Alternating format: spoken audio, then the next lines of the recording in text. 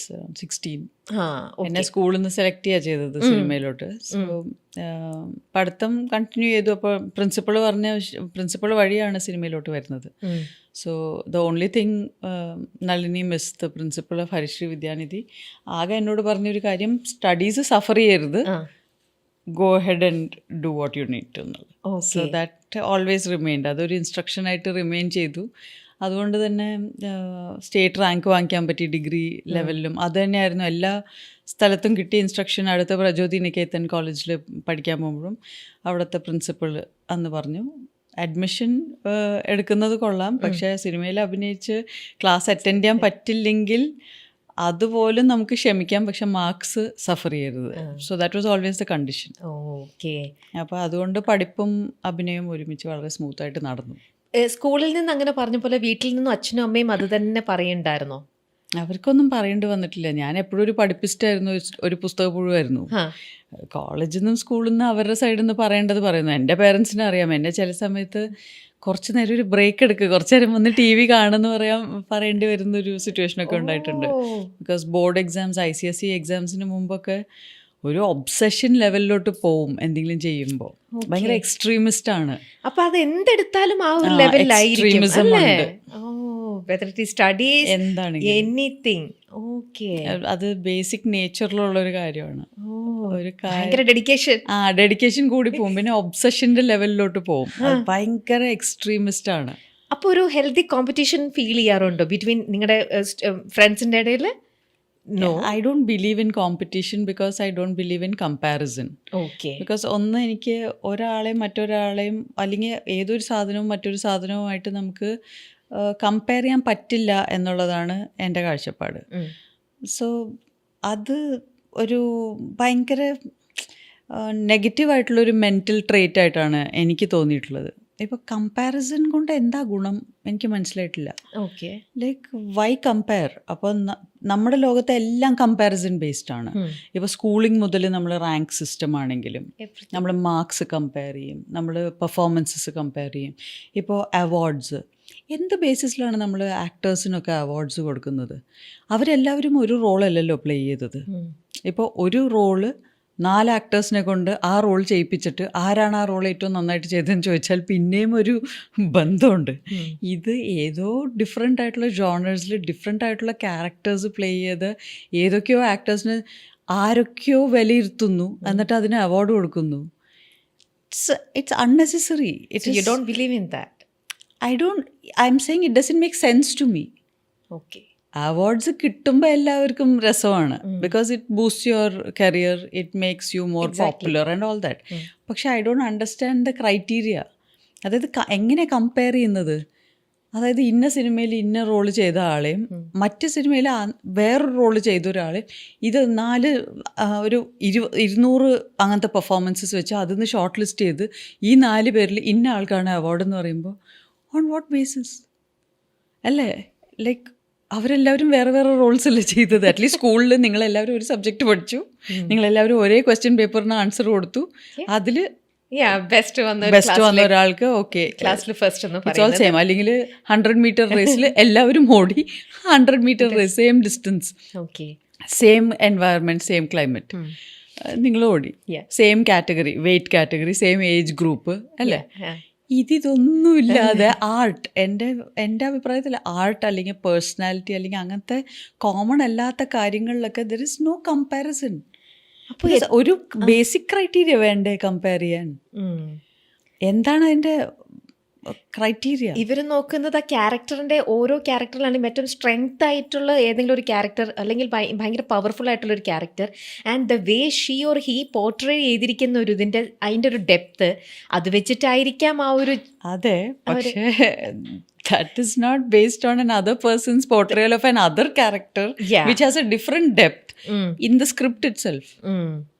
പക്ഷേ എത്രയോ അവാർഡ്സ് വാങ്ങിക്കൂട്ടിയ ഒരാളാണ് ലെന. അതെ, പക്ഷെ എപ്പോഴും എനിക്ക് കൺഫ്യൂഷൻ ആവാറുണ്ട്. ബിക്കോസ് ഒരിക്കലും അവാർഡ് ഏറ്റുവാങ്ങുമ്പോൾ സ്റ്റേജിൽ ഇക്കാര്യം സംസാരിച്ചിട്ട് ഞാൻ പറഞ്ഞിട്ടുണ്ട്. ബിക്കോസ് എനിക്ക് പലപ്പോഴും എന്നെ കൽപ്പന ചേച്ചിയുടെ പെർഫോമൻസ് വേറെ ഗ്രേറ്റ്സിൻ്റെ കൂടെ നമ്മൾ 4 നോമിനീസ് ആണെന്ന് പറഞ്ഞു കഴിഞ്ഞിട്ട് and the award goes to Lena എന്ന് പറയുമ്പോൾ I am looking at Kalpana ചേച്ചി ചെയ്ത ആ performance it almost creates a feeling of എന്തോ ഇറ്റ്സ് നോട്ട് റൈറ്റ് എന്നുള്ളൊരു ഫീലിംഗ് തോന്നിയിട്ട് ഞാൻ സൈമ അവാർഡ്സിൽ ഇത് Point out ഓപ്പൺലി ചെയ്തു, പറഞ്ഞു. പോയിന്റ് ഔട്ട് അല്ല, I said I dedicate this to all the 4 who were nominated and everybody who acted in there. It's just that this time I'm getting it. Okay. Because art I don't think is comparable. ഇപ്പം നിങ്ങളെല്ലാവരും ഒരു പാൽപ്പായസം വെച്ചു, എന്നിട്ട് പാൽപ്പായസത്തിൽ നമുക്ക് ഏറ്റവും ഇഷ്ടപ്പെട്ട പാൽപ്പായസം, എല്ലാവരും ചോക്ലേറ്റ് കേക്ക് ഉണ്ടാക്കി, ചോക്ലേറ്റ് കേക്കിലെ ബെസ്റ്റ്, ഓക്കെ. എല്ലാവരും ഒരേ മോണലിസയുടെ പെയിന്റിങ് ഒരു റീപ്രൊഡക്ഷൻ ചെയ്തു, ഓക്കെ. പക്ഷെ കോമൺ അല്ലാത്ത ആർട്ടിനെ എങ്ങനെ ഇങ്ങോട്ടും അങ്ങോട്ടൊക്കെ കമ്പയർ ചെയ്യാൻ പറ്റും? അതൊരു there is no competition for in my mind. There might be competition in other people's minds. പക്ഷേ എനിക്കൊരിക്കലും സിനിമ അല്ലെങ്കിൽ art, I am basically an artist in all rights. Writing ആയാലും ആക്ടിങ് ആയാലും എല്ലാ രീതിയിലും ആർട്ടിസ്റ്റിക് ഒരു ക്വാളിറ്റി പുറത്തു വരും. അപ്പോൾ I don't believe art is comparable. അത് ഒരിക്കലും നമുക്ക് കമ്പയർ ചെയ്യാൻ പറ്റില്ല. അതുകൊണ്ട് തന്നെ കോമ്പറ്റീഷൻ ഇല്ല. കമ്പയർ ചെയ്യാൻ പറ്റുന്നതിലേ കോമ്പറ്റീഷനുള്ളൂ. അപ്പോൾ അങ്ങനെയാണെങ്കിൽ എങ്ങനെ നമ്മുടെ ഈ ഒരു ആർട്ട് ഫീൽഡിലുള്ള ഒരാൾക്ക് എങ്ങനെ നിങ്ങൾ ഈ പറയുന്ന പോലത്തെ സ്റ്റേറ്റ് അവാർഡാണെങ്കിൽ ഇതിനകത്ത് ഒരുപാട് സെറ്റ് ഓഫ് അവാർഡ്സ് ഉണ്ടല്ലേ, എങ്ങനെ അപ്പം ഈ ഒരു ആർട്ട് ഫീൽഡ് അപ്പോൾ അവാർഡ് കൊടുക്കാൻ പറ്റുക? അവാർഡ്സ് ഇപ്പോൾ കൊടുക്കുന്ന പോലെ തന്നെ കൊടുത്തോട്ടെ. ഞാൻ എന്നോട് കമ്പാരിസണും കോമ്പറ്റീഷൻ ചോദിച്ചതുകൊണ്ട് എൻ്റെ ഒരു കാഴ്ചപ്പാട് പറഞ്ഞു എന്നുള്ളൂ. ഇനിയും സ്റ്റേറ്റ് അവാർഡോ നാഷണൽ അവാർഡ് എനിക്ക് തരികയാണെങ്കിൽ സന്തോഷപൂർവ്വം വാങ്ങിക്കും. അതുകൊണ്ടല്ല, മനസ്സിലായി. അതൊരു പക്ഷേ ഒരു ആർട്ടിസ്റ്റ് ആ ഒരു കഥാപാത്രത്തിനോട് എത്രത്തോളം നീതി പുലർത്തുന്നു എന്നത് നോക്കിയിട്ടായിരിക്കാം ഒരു പക്ഷേ അത് അനലൈസ് ചെയ്യുന്നുണ്ടാവുക. ആയിരിക്കണം. ബിക്കോസ് നമ്മളെല്ലാവരും എപ്പോഴും യോജിക്കാറില്ലല്ലോ വിത്ത് അവാർഡ്സ്. നമ്മൾ പലപ്പോഴും പറയും, അയ്യോ അവർക്കാണോ കൊടുത്തത്, എന്തുകൊണ്ടാണ് അങ്ങനെ പറയുന്നത്? ഇപ്പോൾ കല്യാണം കഴിഞ്ഞ് വന്നിട്ട് നാട്ടിൽ വന്നിട്ട് 1-2 ഇൻ്റർവ്യൂസ് ഒക്കെ കൊടുത്തിട്ടുണ്ട്. പക്ഷേ അതിന് മുന്നേ കുറച്ച് നാൾക്ക് കുറേ ഇൻ്റർവ്യൂസ് ഒക്കെ കൊടുക്കുമ്പോഴും അല്ലെങ്കിൽ ഇത്തരത്തിലുള്ള വരുമ്പോൾ ലെന പറയുന്നത് പലർക്കും മനസ്സിലാവുന്നില്ല. എന്തൊക്കെയാണ് കുട്ടി പറയണേ എന്ന് ചിലർ പറയും. ചിലർ പറയും ലെന കിളി പോയി എന്നാ തോന്നണേന്ന് പറയും. ചിലർ പറയും, ചിലർക്ക് അത് ഒരു രീതിയിലും ഡൈജസ്റ്റ് ചെയ്യാത്ത വണ്ണം. ഇങ്ങനെയൊക്കെ പലർക്കും പലരുടേതായിട്ടുള്ള അവരുടെ വേർഷൻസ് പലതും ആയിരിക്കാം. ഇത്തരത്തിലുള്ള കമൻസ് തീർച്ചയായിട്ടും ലെനയും കേട്ടിട്ടുണ്ടാവും അല്ലേ? ഇതൊക്കെ കേട്ടത് എവിടെയാ ഒന്ന് പറയൂ. Social media. ആരൊക്കെയാണ് സോഷ്യൽ മീഡിയയിൽ യൂസ്വലി പോസ്റ്റ് ചെയ്യുന്നത്? Scientist, authors, doctors, lawyers, famous artist, professors, അവരൊക്കെയാണോ? അല്ല. സോ നിങ്ങൾ കേട്ടത് വേറൊരു സ്ട്രാറ്റ. സോഷ്യൽ മീഡിയയിൽ ഇരുന്ന് എല്ലാത്തിനും കമൻറ്റ് ഇടുന്ന ഒരു സ്ട്രാറ്റ ഓഫ് ആൾക്കാരുടെ ഫീഡ്ബാക്ക് മാത്രമാണ് നിങ്ങൾ അറിഞ്ഞത്.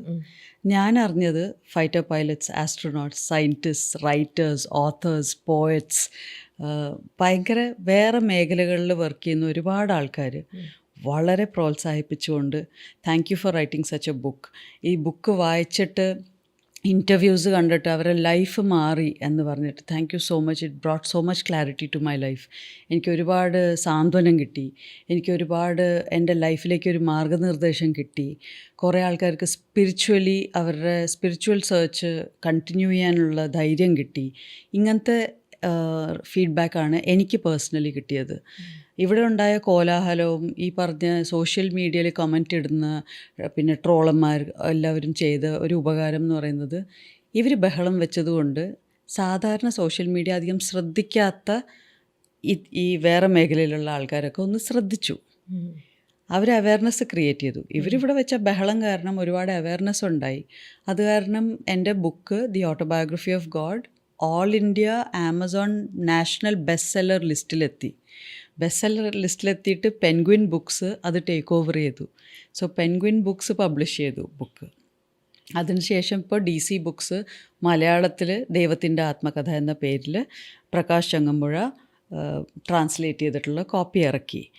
ഈ ഇൻ്റർവ്യൂ കണ്ടുകൊണ്ട് പ്രശാന്ത് നായർ എന്ന ഫൈറ്റർ പൈലറ്റ് ആസ്ട്രോനോട്ട് എൻ്റെ സ്പിരിച്വൽ അണ്ടർസ്റ്റാൻഡിങ്ങും അദ്വൈത വേദാന്തമായിട്ട് വളരെ സിമിലാരിറ്റിയുള്ള കാര്യങ്ങളാണല്ലോ പറയുന്നത്, ഇത്ര ക്ലാരിറ്റിയോട് പറയാൻ പറ്റുന്നല്ലോ എന്ന് പറഞ്ഞ് ആ ബുക്ക് വാങ്ങി വായിക്കുകയും ഇൻ്റർവ്യൂസ് കാരണം എന്നെ കോൺടാക്റ്റ് ചെയ്യും. ഇന്ന് ഞാൻ അദ്ദേഹത്തിൻ്റെ ഭാര്യ ആവാൻ കാരണം ഇതൊക്കെയാണ്. അപ്പോൾ നമ്മളെപ്പോഴും നോക്കേണ്ടത് where are we getting our feedback from. ഞാൻ ഈ സോഷ്യൽ മീഡിയയിൽ ഓരോ കമൻറ്റും വായിക്കാനിരുന്നാൽ എൻ്റെ നിലവാരം എന്താവും? Very true. ആദ്യം മുതലേ ലെന ഇത്രയ്ക്കും ഇങ്ങനെ തന്നെയായിരുന്നോ സോഷ്യൽ മീഡിയനെ? അതോ ത്രൂ ഔട്ട് അല്ലെങ്കിൽ പല എക്സ്പീരിയൻസിൽ നിന്നോ കുറേ ലേറ്റർ ഓൺ ആണ് ഇങ്ങനെ ഒരു തിരിച്ചറിവ് കിട്ടിയത്? എൻ്റെ സോഷ്യൽ മീഡിയ കാണുന്നവർക്ക് അറിയാം, I do not follow anybody.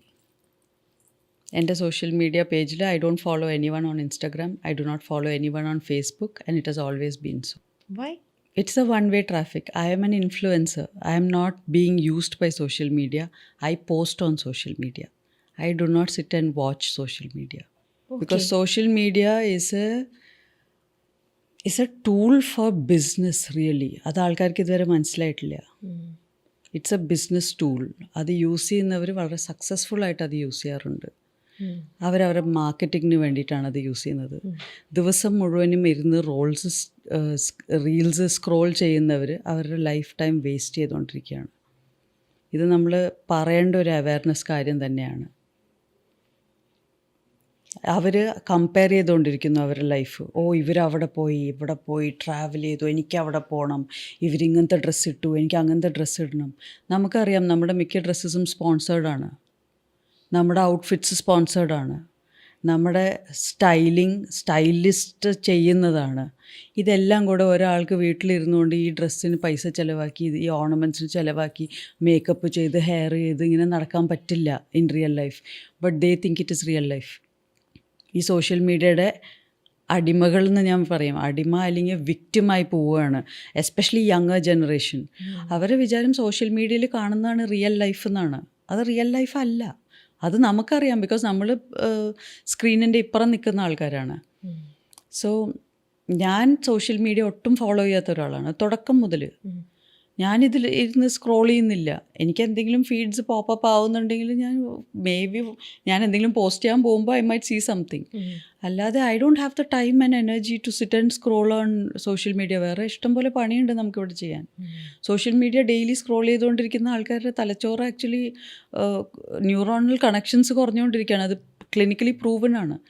D addiction സെൻറ്റേഴ്സിലേക്ക് ആൾക്കാരെ വിടേണ്ടി വരുന്നു for social media de addiction. Social media is not your friend. It is a place where you can get information. പക്ഷേ വളരെ സെലക്റ്റീവായിട്ട് നമ്മൾ പോയി സെർച്ച് ചെയ്യണം. അല്ലാതെ സോഷ്യൽ മീഡിയ ഇങ്ങോട്ട് ഇട്ടുകൊണ്ടിരിക്കുന്ന എല്ലാം കൺസ്യൂം ചെയ്യാൻ നിന്നാൽ നമ്മൾ ആക്ച്വലി അതിൻ്റെ വിക്റ്റിമാവുകയാണ് ചെയ്യുന്നത്. ശരിക്കും അതിൻ്റെ എന്താ പറയുക, ഇപ്പം ലെന പറയണത് ശ്രദ്ധിച്ച് കേട്ട് കഴിഞ്ഞാൽ എല്ലാവർക്കും മനസ്സിലാവും അതിൻ്റെ ഒരു ഇറ്റ്സ് എ ഫാക്ട് അല്ലേ. ബിക്കോസ് ആൾക്കാർ തുടങ്ങും എന്തോ ഒരു കാര്യം ചെയ്യാൻ പോയി, എസ്പെഷ്യലി അങ്ങോട്ട് പോസ്റ്റ് ചെയ്യാൻ പോയി, അല്ലെങ്കിൽ പോസ്റ്റ് ചെയ്യാൻ പോയിട്ട് ഒട്ടും പോസ്റ്റ്സ് ഇടാത്ത ആൾക്കാരുണ്ട്. വെറുതെ സോഷ്യൽ മീഡിയ സ്ക്രോൾ ചെയ്യാൻ അവർ 2-3 മണിക്കൂർ പോകുന്നത് അവരറിയുന്നില്ല. അത് ലൈഫ് ടൈമാണ് പോയിക്കൊണ്ടിരിക്കുന്നത്, ജീവിതമാണ് കടന്നു പോയിക്കൊണ്ടിരിക്കുന്നത്. ഇതിൽ പോയാൽ മതിയെങ്കിൽ മതി, അവരുടെ ഇഷ്ടം അതാണെങ്കിൽ നമ്മളാരുമല്ല ഒന്നും പറയാൻ. പക്ഷേ ഞാനത് ചെയ്യില്ല. ഇപ്പോൾ ഇതിനകത്ത് തന്നെ വ്യൂസ് കൂടുതൽ കിട്ടാൻ വേണ്ടിയിട്ട് ഈ സോഷ്യൽ മീഡിയ അഡിക്റ്റഡ് ആയിട്ട് അല്ലെങ്കിൽ ആ പ്ലാറ്റ്ഫോം യൂസ് ചെയ്യുന്ന ഒരുപാട് ഈവൻ സെലിബ്രിറ്റീസ് ആയിക്കോട്ടെ നോർമൽ പീപ്പിൾ ആണെങ്കിലോട്ടെ ഉണ്ട്. അവരതിന് വേണ്ടിയിട്ടുള്ളൊരു കോണ്ടന്റ് ക്രിയേറ്റ് ചെയ്യാൻ വേണ്ടിയിട്ട് ഓരോരുത്തരും ഓരോ എക്സ്ട്രീം ലെവലിൽ വരെ പോകുന്നുണ്ടല്ലേ, ജസ്റ്റ് ടു ഗെറ്റ് അവർ അട്രാക്ഷൻ അല്ലെങ്കിൽ വ്യൂസ് ഫ്രം അതർ പീപ്പിൾസ്. അത് ഡെഫിനറ്റ്ലി. പക്ഷെ ഇപ്പോൾ ഞാൻ പറയുന്നു, ഇപ്പോൾ നമ്മളൊരു ഇൻ്റർവ്യൂ കൊടുക്കുന്നു, അതായത് യൂട്യൂബ് എനിക്ക് വളരെ സെപ്പറേറ്റ് ആണ്. ഞാൻ യൂട്യൂബ് അത്യാവശ്യം നന്നായിട്ട് യൂസ് ചെയ്യുന്ന ഒരാളാണ്. Because you can learn a lot on YouTube.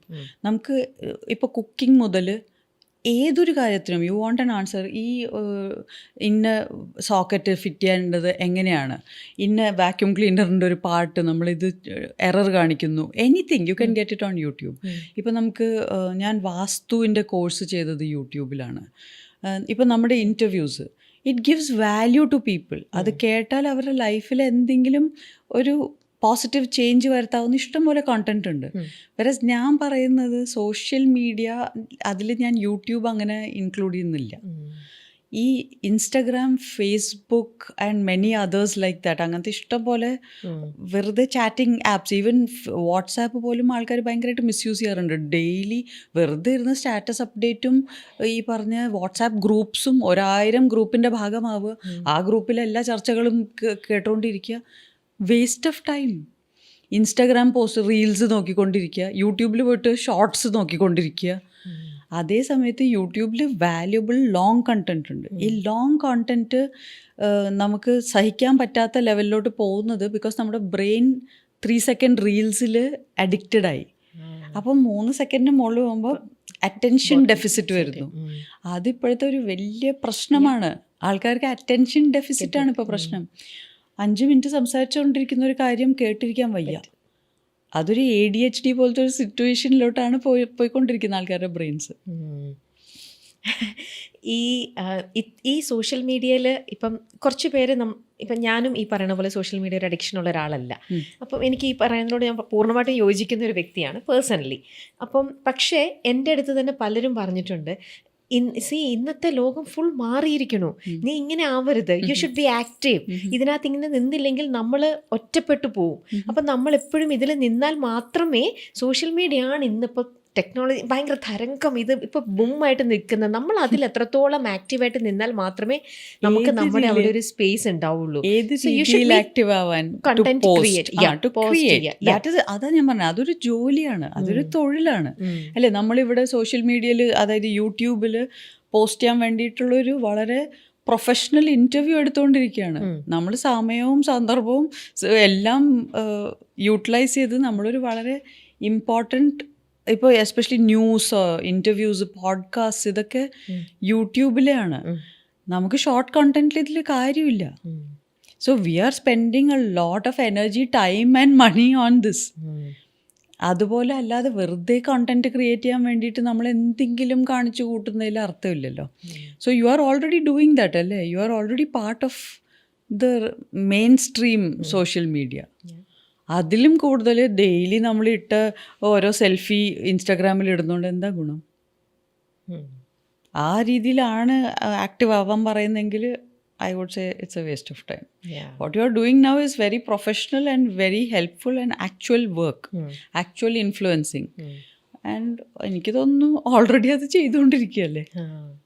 അല്ല, ചിലർ പറയും നമ്മൾ മറ്റുള്ളവരുടെയും കാണണം, മറ്റുള്ളവരുടെയും ചെയ്യുമ്പോഴാണ് എന്തൊക്കെയാണ് നമ്മുടെ ഇവിടെ നടക്കുന്നത്, യു ഷുഡ് ബി. അപ്പോൾ നമ്മളൊരു കുറച്ചും കൂടെ ഒരു അലേർട്ട് ഇതിൽ പോവും, എന്തൊക്കെയാണ് നടക്കണത്, എന്തൊക്കെയാണ്. സോ സിസ്റ്റം മാറുന്നു, അല്ലെങ്കിൽ ഇതൊക്കെയാണ് ഇപ്പോഴത്തെ ഇന്നായിട്ടുള്ള കാര്യങ്ങൾ. സോ അതൊക്കെ അറിയാനായിട്ട് യു ഷുഡ് നോ, അല്ലെങ്കിൽ നമ്മൾ അതിൽ ടൈം സ്പെൻഡ് ചെയ്യണം എന്ന് പറയുന്ന, again it all depends person to person. ഈ പറയുന്ന ആൾക്കാർ എന്താ ചെയ്യുന്ന ലൈഫിൽ ഒന്ന് ശ്രദ്ധിക്കൂ. ഈ അഡ്വൈസ് തന്ന ആൾക്കാർ ആക്ച്വലി ലൈഫിൽ എന്താ ചെയ്യുന്നത്, അവരുടെ ജോലി എന്താണ്, അവർ ആക്ച്വലി എന്താ ചെയ്യുന്നത്? പല പല ഇതിലുള്ള ആൾക്കാരാണ്. അതെ, പക്ഷെ അവരുടെയൊക്കെ ഒരു മെയിൻ അവരുടെ ഇൻട്രസ്റ്റ് ഇതിലാണ്. സോ പലരും ഹൗസ് വൈഫ്സ് ആയിരിക്കാം, പലരും ഫാഷൻ ഡിസൈനേഴ്സൊക്കെ ആയിരിക്കാം. So they have to be up to date with fashion. എൻ്റെ ജോലി ഫാഷനല്ല, എൻ്റെ ജോലി ആ നല്ല ഫാഷനബിൾ ആയിട്ടുള്ള ഔട്ട്ഫിറ്റ്സ് ചെയ്യുന്നവരായിട്ട് കൊളാബ് ചോദിക്കുന്നതാണ്, അല്ലെങ്കിൽ അവരോട് കോസ്റ്റ്യൂംസ് സ്പോൺസർ ചെയ്യാൻ പറയലാണ്. ഞാൻ ഫാഷൻ ഫോളോ ചെയ്യേണ്ട ആവശ്യമില്ല, നമുക്ക് എല്ലാവർക്കും എല്ലാം ചെയ്യാൻ പറ്റില്ലല്ലോ. അപ്പോൾ അവർക്ക് വേണം, ലൈക്ക് ഇപ്പോൾ ഇൻറ്റീരിയർ ഡെക്കറേഷൻ്റെ ഒരാൾ, they have to be up to date with what is happening in interior decoration.